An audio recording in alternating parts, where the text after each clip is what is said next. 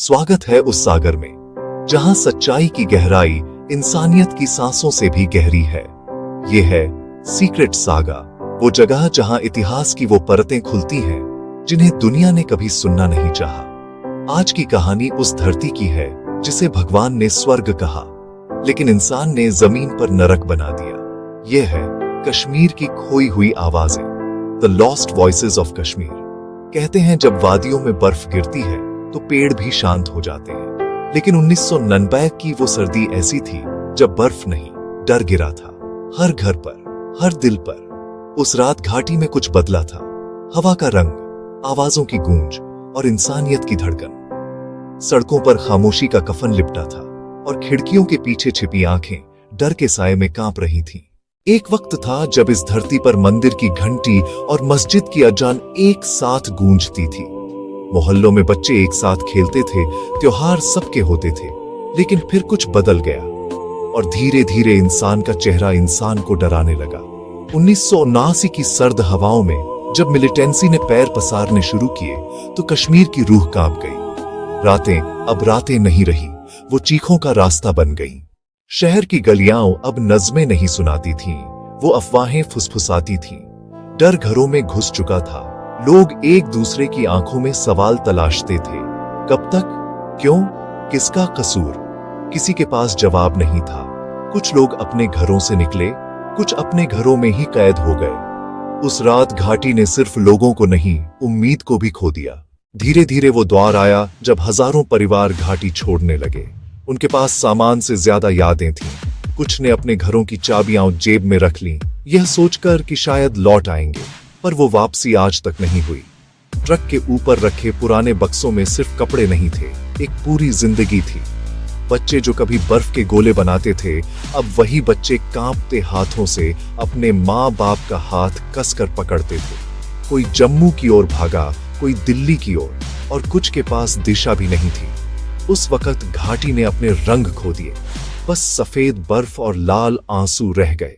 जिन्होंने छोड़ा, उन्होंने सिर्फ जमीन नहीं छोड़ी, उन्होंने अपनी जड़ें छोड़ी, अपने पड़ोसी, अपने दोस्त, अपने बचपन की हंसी। शहर से जाते वक्त किसी ने दरवाजा बंद नहीं किया, क्योंकि सबको लगा वो जल्द लौट आएंगे। लेकिन सालों बीत गए, दरवाजे वही हैं, मगर चाबियां अब भी किसी जेब में जंग खा रही हैं। उन घरों में अब हवा की सरसराहट है और दीवारों पर उग आए पौधे भी जैसे रो रहे हैं। समय बीता, देश आगे बढ़ता गया, लेकिन कश्मीर के उस हिस्से में वक्त ठहर गया। शरणार्थी कैंपों में जिंदगियां गुजरने लगी। टीन की छतें, तपता हुआ सूरज, टपकते पानी से भीगी चादरें। बच्चे अब भी बर्फ की बातें करते थे, लेकिन उनके पास छूने के लिए सिर्फ धूल थी। कुछ ने पढ़ाई छोड़ दी, कुछ ने सपने और कुछ ने बोलना, मगर उनकी आंखों में अब भी वही सवाल था, क्या हम कभी घर लौटेंगे? इस सब के बीच एक और सन्नाटा बढ़ता गया, सच्चाई का सन्नाटा। अखबारों ने कुछ कहा, राजनीति ने कुछ और, मगर उस जमीन की असल आवाज कोई नहीं सुन सका। कश्मीर एक जख्म बन गया जिस पर हर कोई बहस करता था, पर कोई मरहम नहीं लगाता था। लेकिन सच्चाई यह है कि उस वक्त किसी एक ने नहीं, पूरी इंसानियत ने हार झेली थी। वो नफरत जो किसी धर्म की नहीं थी, वो थी सत्ता और डर की। और डर हमेशा इंसानियत का सबसे बड़ा दुश्मन रहा है। आज भी जब कोई बूढ़ा कश्मीरी अपने घर की मिट्टी की बात करता है तो उसकी आवाज में सर्द हवा सी कंपी होती है। वो कहता है, हमारे घर की दीवारों पर अब भी मेरी माँ की तस्वीर टंगी होगी। हमारी छत पर गिरने वाली पहली बर्फ अब किसे छूती होगी।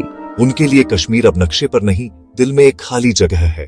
लेकिन हर सर्दी के बाद बसंत आता है, और शायद अब वो बसंत लौटने लगा है। घाटी अब भी सांस ले रही है, धीरे मगर गहराई से। कुछ लोग लौटना चाहते हैं, कुछ फिर से अपने पुराने दोस्तों को ढूंढना। अब भी कुछ दिल हैं जो नफरत की राख में इंसानियत की चिंगारी बचाए बैठे हैं। कश्मीर की कहानी अधूरी नहीं है, वो अब भी लिखी जा रही है, बस पन्ने बदल गए हैं। सीक्रेट सागा इन कहानियों को इसलिए सुनाता है ताकि हम समझें कि सच्चाई हमेशा काली या सफेद नहीं होती, वो धुंधली होती है। और उसी धुंध में छिपे होते हैं वो राज जिन्हें दुनिया भूल गई। आज अगर तुम इस आवाज को सुन रहे हो तो याद रखना, दर्द को मिटाया नहीं जा सकता, लेकिन उसे समझा जा सकता है। और शायद समझ ही वो पहला कदम है जो किसी टूटे दिल को फिर से जोड़ देता है। अगर तुम भी मानते हो कि सच्चाई को आवाज मिलनी चाहिए तो सीक्रेट सागा के साथ जुड़े रहो। हर हफ्ते हम लाते हैं एक नई कहानी जो अंधेरे में दबी है लेकिन दुनिया को जाननी चाहिए। सब्सक्राइब करो और घंटी दबाओ, क्योंकि अगली कहानी शायद तुम्हारे शहर की हो या तुम्हारे जमीर की। सच की कब्र पर पत्थर तो बहुत रखे गए, पर आवाज आज भी जिंदा है, क्योंकि सच ना जलता है ना डूबता है, वो बस इंतजार करता है अपने सुनने वालों का।